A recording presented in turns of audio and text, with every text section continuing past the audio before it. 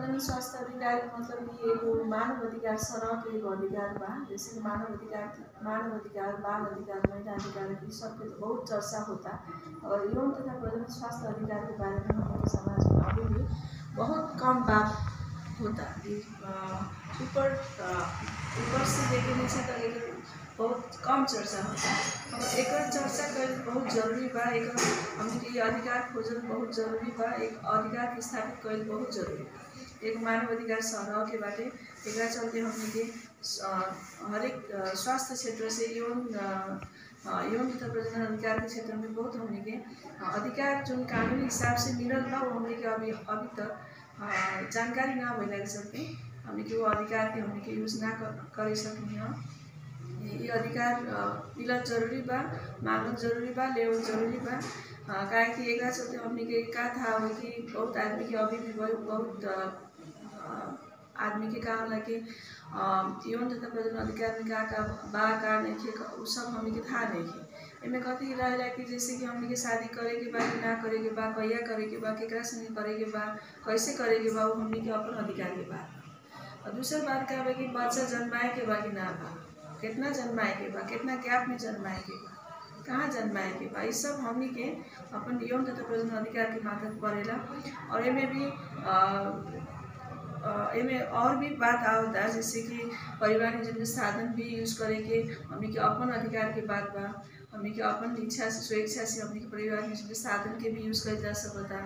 और कोनो आदमी अगर स्वास्थ्य संस्था चाहे स्वास्थ्य सेवा प्रदायक जो हमने के सर्विस प्रोवाइडर जो बोले नहीं वो लोग अगर सेवा देवे से इनकार करता तो वो भी हमने के अधिकार के हनन होता। वहाँ भी हमने के ये अधिकार के तहत रह के चाहे स्वास्थ्य सेवा हमने के लेवल जा सकता। कोई भी स्वास्थ्य कर्मी सेवा प्रदायक हमने के जो अधिकार बा वो सेवा देवे से इनकार ना कर सकता। इसमें और ये जो यौन तथा प्रजनन स्वास्थ्य अधिकार के बात आई तो खास करके ग्रामीण भेग आ शहरी भेग के जे लोग भी रउआ लोग सेवाग्राही लोग आवे लोग इमें खास ये अधिकार के बुझल कितना लोग मिलल बाटे अपने के? बहुत कम लोग अभी में तो हमने खातिर तो ये नया एगो टॉपिक जैसे लगा। अभी हमने के तो अब के समझता नहीं सब बात कहीं हमने के जया पढ़ के आई बनी तो ये सब बात के जितना चर्चा हमने के देश में करना ना हो तो बाहर तो रहे माने एक उतना हाईलाइट करके ना पढ़ा होता है। हमने के देश में 5-7 साल से एक चर्चा आई बा कि स्कूल में सही यौन तथा प्रजनन अधिकार के बारे में सेक्स एजुकेशन, हेल्थ एजुकेशन देवल जरूरी बात हो। अभी इन कार्य हमने के देश में चर्चा होता और कितना स्कूल में अभी हर एक स्कूल में नेपाल सरकार भी व्यवस्था कैले बा एगो नर्स के चाहे नियुक्ति करके स्वास्थ्य सेवा देवे के है ना। अब शिक्षा में भी सिलेबस के अंदर भी स्वास्थ्य शिक्षा यौन शिक्षा के धीरे धीरे समावेश कैला। ये सब एक नतीजा है कि सब देवल जरूरी बा, जानकारी देवल जरूरी बा। पहला की पुराना शिक्षा प्रणाली जो रहे उनमें ना रहे मगर अभी धीरे धीरे ये सब हमने की शिक्षा से सिलेबस में भी सब समावेश कर जाता। ये सब जानकारी देवल जरूरी बा काहे कि अभी के समाज में हमने के लड़का सब जो बा वो इंटरनेट के चलते सोशल मीडिया के चलते बहुत चीज़ देखता सुनता पढ़ता ओकरा चलते का कि एग्जैक्टली कथी है सोशल मीडिया में आयल चीज़ हर चीज़ तो सही ना होखेला। उन्हें विभिन्न किस्म के तोड़ मरोड़ करके उन्हें जानकारी रखल जाला। उन्हें सही कथी है गलत कथी है वो लड़का सबके था ना लगे है ना। आदमी के सब जानकारी ना होला। वैसे हमने के स्कूल में सब यौन तथा प्रजनन अधिकार का शिक्षा में कथी पड़ेगा सब सिस्टमैटिक वे से पढ़ाओ देखाओ बताओ जरूरी बाटे। जरूर यौन तथा प्रजनन स्वास्थ्य अधिकार आ बृहत्तर यौनिकता शिक्षा कहल एके हकी फरक विषय सब है। अधिकार के मतलब कानूनी रूप से मिले वाला जो मानव अधिकार जो होखेला जन्म ला के बाद में जो स्वतः एगो मानव भइला के चलते जो मिले वाला अधिकार के एगो ब्रांच है ना। जैसे यौन तथा प्रजनन अधिकार। अब यौनिकता कॉम्प्रिहेंसिव सेक्सुअलिटी के भन्छ देखे और एक साइड के फैमिली परिवार नियोजन साधन से लेके शारीरिक वृद्धि विकास के जो हमने के रिप्रोडक्टिव सिस्टम जो होखेला प्रजनन स्वास्थ्य प्रजनन प्रणाली की जो सारा बात जो पढ़ाओ जाला वो के काम करेला ओकर सही हिसाब से मैनेज ना करेला से कौन कौन साइड इफेक्ट होगा आप अधिकार भित्र के कथी कथी पड़ेला वो सब बताओ जाला। एगो कॉम्प्रिहेंसिव एगो कंप्लीट एगो पैकेज होगा उसमें यौन के मतलब सेपरेटली ओनली सेक्स के बारे में भइल नहीं और कॉम्प्रिहेंसिव मतलब बेहतर यौनिक के मतलब से सिर्फ सेक्सुअलिटी एजुकेशन एक कंप्लीट पैकेज भइल इनमें हमने के रिप्रोडक्टिव सिस्टम के जितना भी एनाटॉमिकल स्ट्रक्चर से लेकर ओकर काम से लेकर ओकर बारे में डिटेल में नॉलेज एगो दिया जाला। जब हमने के देश के सामाजिक अवस्था बुझत यतही बृहत्तर यौनिकता शिक्षा कितना जरूरी बाटे?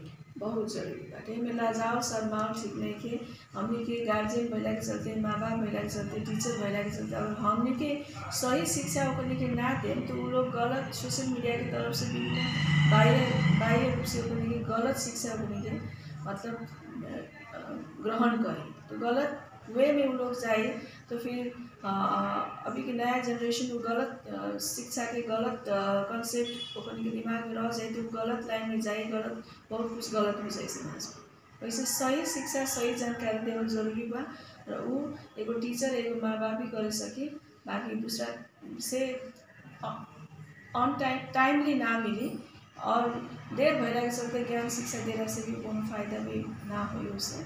वैसे सही टाइम में जैसे कि किशोर किशोरी अवस्था में स्कूल के लेवल से ही शिक्षा सही ढंग से देना जरूरी बा एकदम जरूरी बा। इसे हम समाज में जितना भी बाल श्रम बाल यौन दुर्व्यवहार जैसे कि लैंगिक विवेक जितना भी घटना होता है सामाजिक विकृति जितना भी बा वो धीरे धीरे कम होते जाए तो स्वच्छ समाज के निर्माण हुए जितना भी हिंसा सबके महिला हिंसा बाल हिंसा लैंगिक हिंसा विवेक ये सब धीरे धीरे कम होते जाए। जी किशोर किशोरी के खातिर यौन तथा प्रजनन स्वास्थ्य अधिकार काहे जरूरत बा?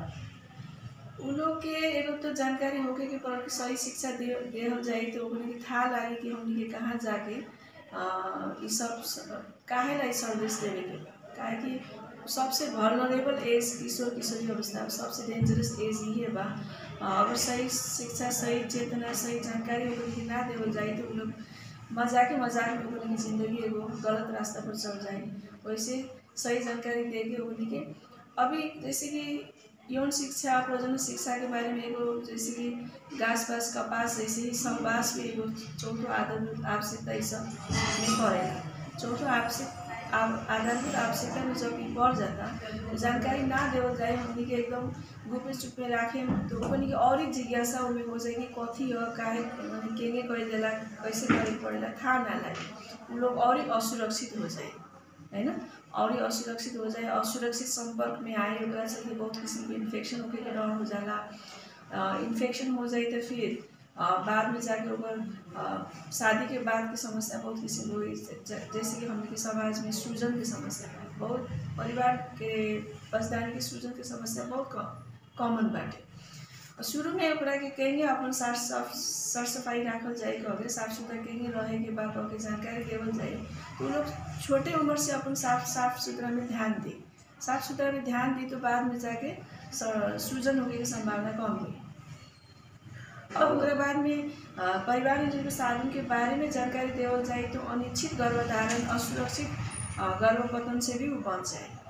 तीसरा बात क्या है कि परिवार नियोजन के साधन के बारे में जानकारी देवल जाए तो वो लोग अपना माने शारीरिक संपर्क में सुरक्षित तरीका से शारीरिक संपर्क करी तो वो लोग अपना जिंदगी के एगो काम तक पहुँचाए उसके बारे में शादी अपना इच्छा से करे के ठीक बा अपना इच्छा से करे के अपन उम्र भी अपना हिसाब से करे के सब अपन जगह में बा मगर एमें ओकने के का काउंसलिंग करे के पड़ेगी परिवार के साथ लेके डिसीजन करेंगे। जैसे हम अपने बात करें कि हम हमार भी लव मैरिज भइल बा मगर लव अरेंज मैरिज कहल जाला एकरा के लड़का हम अपना तरफ से अपने हिसाब से पसंद कैले बानी मगर हम दोनों परिवार के मिला के एकरा के अरेंज मैरिज के तरफ ले जाके लव अरेंज मैरिज कर लव सिंगल लव मैरिज और लव अरेंज मैरिज में और खाली अरेंज मैरिज में बहुत फर्क है। बात कइनी और खास रउआ अपन भी उदाहरण देनी कि हम भी प्रेम विवाह कइले बानी, लेकिन परिवार के ओमे समेट के लेके चलल बानी। अब रउआ एगो खुद स्त्री रोग विशेषज्ञ ही बानी। छोटहने उम्र में चाहे स्कूले में किशोर किशोरी लोग अभी के समय में प्रेम विवाह बिना परिवार के, अब ओमे तो बहुत हमनी के समाज में अपना इच्छा से ही उ लोग भाग के यहाँ शादी करें लोग। ऐसन समस्या अभी के अवस्था में कितना लोग रहल बाटे? ये तो अभी भी बहुत ही समस्या बा। अभी हम देखत है नहीं, अभी हम हमरा यहाँ इलाज करे आवता गर्भवती महिला सब आके देखता है बहुत छोट छोट में, अभी भी 17 बरस 18 बरस 19 बरस में लड़की सब प्रेग्नेंट हो गया होता। तो हम पूछे नहीं क्या इतना जल्दी ब्याह कर लेंगे। तो कितना लड़की, बहुत कम लड़की अपना मन से ब्याह करेला। बहुत लड़की का होला कि माँ बाप के डर रहेला कि अब अभी सभी सोशल मीडिया के चलते बहुत लव मैरिज, फ्लाइंग मैरिज बोलेला हमरा के, लव मैरिज से लव फ्लाइंग मैरिज मैंने अपने भाग के साथ ब्याह कर लेला। तो दूसरा के देख के माँ बाप के का चिंता लागेला कि कहीं हमरो बेटी भाग जाए, भागी ना भागी कहिया भागी वो अलग बात बा, मगर कहीं हमरो बेटी भाग जाए कह के अभी बाल विवाह और बढ़ता जैसे हमरा लागेला। मैंने हमने के एकदम शहर बाजार में ना, गाँव देहात में चाहे शहरों बाजार में जगह अगल बगल में लड़की सब लड़का लड़की भाग के ब्याह करेला, वो देख के अब बाल विवाह और बढ़ता। जैसे हमरा अनुभव में बा, डाटा एनालिसिस तक देखे पाए बाल विवाह बढ़ता जैसे लागत है। जी, कि जन छोटने उम्र में शादी कर लेवे के किशोरावस्था में ही एकरा कारण शारीरिक कैसन समस्या सब उत्पन्न होकेला? बहुत किस्म की समस्या आएगी। जैसे कि 20 वर्ष की उम्र तक तो अपन देह माने विकसित ना भइल रहला। तो कम विकसित अवस्था में कमजोर बने बाल अवस्था में ब्याह कइला के बाद फिर ओमे भी का होला कि ओकने के परिवार के साधन के बारे में भी था ना रहेला, सुरक्षित एवं संपर्क के बारे में भी था ना रहेला। माने कहियो सुनले ही नहीं के केहू बतैले ही नहीं के, ना माँ बाप बतैले बा, ना स्कूल में टीचर बतैले बा, ना वैसन किस्म के सामग्री ओकरा सही मिलल बा कि पढ़ के अपना भी जानकारी ले सके। तो उस हिसाब से क्या होला कि कम उम्र में ब्याह हो गई, फिर कम उम्र में माँ बनी, फिर परिवार के जिम्मे शादी के बारे में जानकारी ना भइला के चलते फिर जल्दी बच्चा हो जाए। ओकरा चलते मानसिक रूप में भी तनाव में रही। एगो तो भाग के ब्याह करी तो और माँ बाप सब छोड़ दी तो और तनाव में रही। जल्दी बच्चा भइला पर, ज़्यादा बच्चा भइला पर शारीरिक अवस्था भी बहुत नाजुक रही और ओकरा बाद में आर्थिक रूप से भी कमजोर रही। पढ़ाई लिखाई सब ड्रॉप हो जाए, अपन पैर में खड़ा होकर की बातें लेके शारीरिक मानसिक सामाजिक हिसाब से आर्थिक हिसाब से भी एकदम कमजोर हो जाए। और लड़का भी वो में क्या बा कि अब मैंने हवा में ऐसे लहे में ला के शादी तो कर लेता, जब बच्चों हो गए ओकरा बाद कमाए के बाद फिर परिवार के पाले के बाद वही में चाहे सारा जिंदगी अपन जिंदगी बर्बाद, लड़का सबके भविष्य भी असुरक्षित, लास्ट में जाके देह भी कमजोर, आर्थिक हिसाब से आर्थिक सामाजिक मानसिक शारीरिक सब हिसाब से कमजोर होला के चलते एगो छोटा सा हेल्थ एजुकेशन सेक्स एजुकेशन की जानकारी ना दिला के चलते इतना बड़का समस्या माने आ जाला। उस हिसाब से हम लेके समाज कमजोर हो जाला, घर परिवार स्वास्थ्य कमजोर होला तो समाज कमजोर हो जाला, समाज कमजोर होला तो देश कमजोर हो जाला। उस हिसाब से ये नॉलेज हमके देवल जरूरी बा कि ऐसे अधिकार बा अपना पहला अपन परिवार पढ़ाई कंप्लीट करे के, अपना बॉडी के पूरा हेल्दी बना के कानूनी हिसाब से उम्र भइला के बाद में लव मैरिज करे के होई तो लव अरेंज करके परिवार के समेट के ले जाएगी। काहे कि हमने की बहुत लंबा जिंदगी बा, बहुत किसी भी समस्या आई, परिवार साथ में रही तो मानसिक रूप से अपने के और शारीरिक रूप से मानसिक रूप से सामाजिक रूप से अपने सपोर्ट मिले। ओकरा चलते अपने के अंतिम तक सब परिवार माने खुशहाली में रही, समाज निमन हो जाए, देश विकास हो जाए। अब और जगह के तुलना में हमने के देश के बात करल जाओ तो खास करके प्रदेश नंबर 2 हमने के तराई हो जिसमें गाँव देहात में अभी भी ये समस्या विद्यमान बाटे। एक खास कारण कथी है कि अभी के समय में भी आके लोग के सोच में परिवर्तन नहीं आवे सकत, एक कारण का बुझा? एमे तो बिमला जी का कि हमने के और अपने के, हमरा के और अपने के मिल के खास विशेष कार्यक्रम पैकेज में चलाए के पड़ी। ताकि जब तक एगो लड़की एगो बेटी शिक्षित ना हुई, सचेत ना हुई, तब तक परिवार और समाज के परिवर्तन ना हुई ना। एगो मर्दाना एगो शिक्षित हो जाए, कमाए वाला हो जाए, पैर में खड़ा हो जाए तो कमा के ले आए, घर में सब साधन सुविधा जुटा दे, मगर वो बैठ के सब परिवार के सचेत ना कराए सके। और घर की लड़की और घर की मातारी अगर शिक्षित सचेत हो जाए तो घर में बैठ के भी सब के भी शिक्षित सचेत कराए सके। वैसे समाज के घर के परिवर्तन करे के बाद तो हमनी के अपने के मिल के हमनी के तो अब सचेत बानी, शिक्षित बानी, सब कुछ के माने बहुत कुछ के, सब कुछ के तो ना कहे माने बहुत कुछ के जानकारी हमनी के बा। हमनी के अपने के खातिर बहुत बड़ा चैलेंज बाटे। हमनी के मिल के समाज में परिवर्तन कराए खातिर एगो से नारी शिक्षा और नारी चेतना के कार्यक्रम एकदम जबरदस्त रूप में ले आके हमनी के समाज के महिला सबके शिक्षित सचेत कराव जरूरी बा। वो शिक्षित सचेत हो जाए तो वो अपन परिवार के शिक्षित सचेत बनाए और समस्या धीरे धीरे रूट लेवल से एकदम जड़ से उखड़ जाए। जरूर हमने के तो अपन कार्यक्रम रूपांतरण के मार्फत एकरा के बदले के प्रयास कर रहे बानी सन, लेकिन हमने के घर परिवार में अभिभावक के एमे भूमिका कैसन हो सकता है? अभिभावक कोनो बाल बच्चा के उसमें ना हो। अभिभावक अपना एंगल से अपना तरीका तरफ से वो निम्न सोच के करे। अभिभावक के हमनी के लड़का पहले के चलते बच्चा पहले के चलते हमनी के अपना तरफ से भी ओकनी के गारंटी देवे के चाहिए कि हमनी के अपने लोगों सपोर्ट करी, हमनी के अपने लोगों की इज्जत खराब ना करें। खाली हमनी के सपोर्ट करें, हमने भी कुछ करके दिखाएं, कुछ पढ़ के दिखाएं, अपना पैर में खड़ा होकर दिखाएं, अपने लोगों की इज्जत हमने के संभाल के रखें, यानी वो पॉजिटिव हिसाब से। जैसे कि हम अपना बात करें तो हम चाइना गई पढ़े, MBBS करे फर्स्ट ईयर में, मैंने चाइना फर्स्ट टाइम जब गई थी तो प्लेन में बैठे से पहले, चाइना जाएगी इंटरनेशनल फ्लाइट में बैठे से पहले हमारे बाबूजी हमरा से कहनी कि हमरा कथी अधिकार बा, हमरा लिमिट का बा, कहाँ तक हमरा छूट बा, वो कह के हमरा के भेजनी कि पढ़ाई लिखाई में ध्यान था, शादी ब्याह तोर मर्जी से हुई, तू जया कह तैया हुई, तो पढ़ाई लिखाई में कौन हुई ना करे, कुछ समस्या हुई बाहर के आदमी से कहे से पहले हमरा से कहे।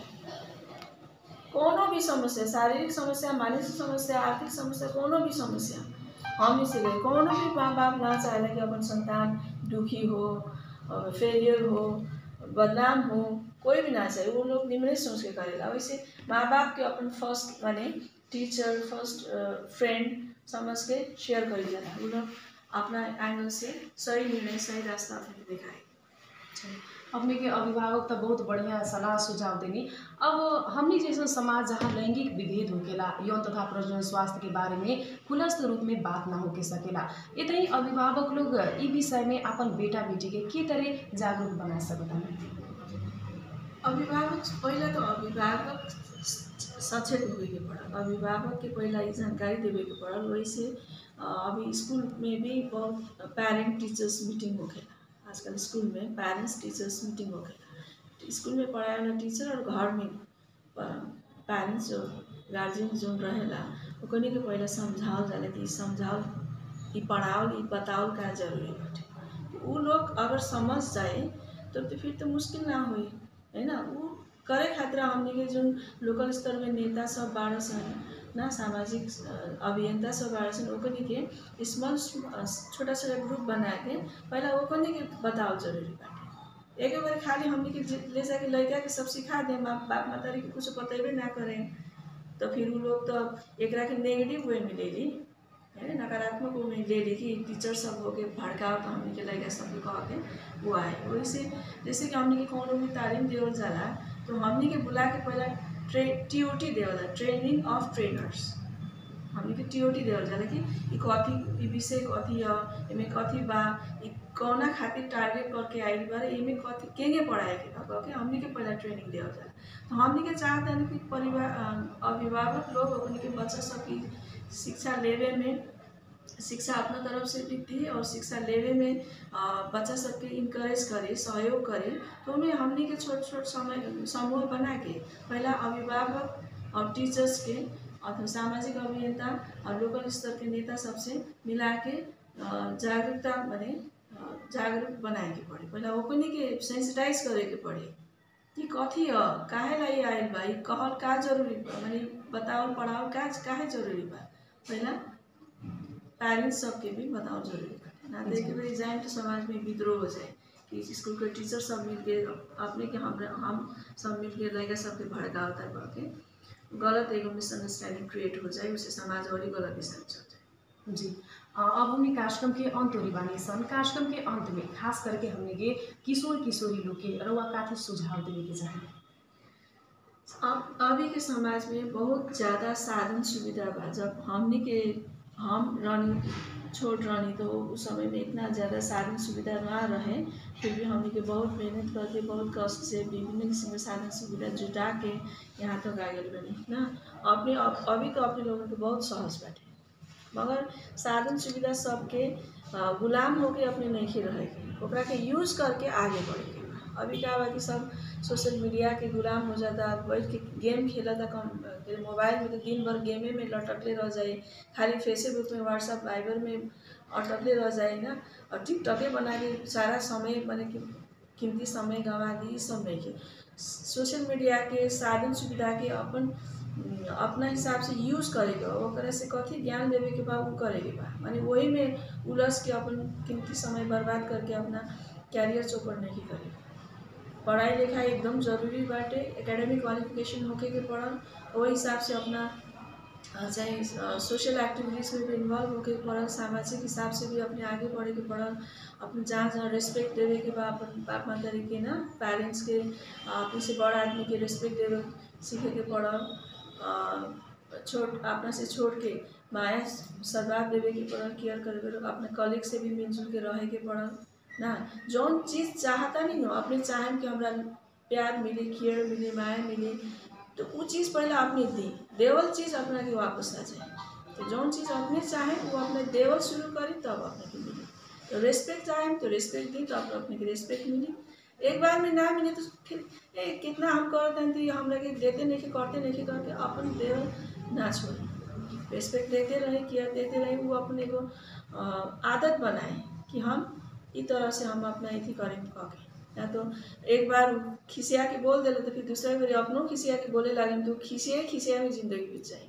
और इसे कोई को इतना खिसियाई, अपने शांत रही, अपना प्यार बांटते रही, अपना रिस्पेक्ट देते रही, अपना काम में अपनी पढ़ाई में ध्यान देते रही, जहाँ जहाँ समाज में अपन परिवार में अपन आवश्यकता बा वहाँ अपने खड़ा होकर अपनी तरफ से योगदान करते रही।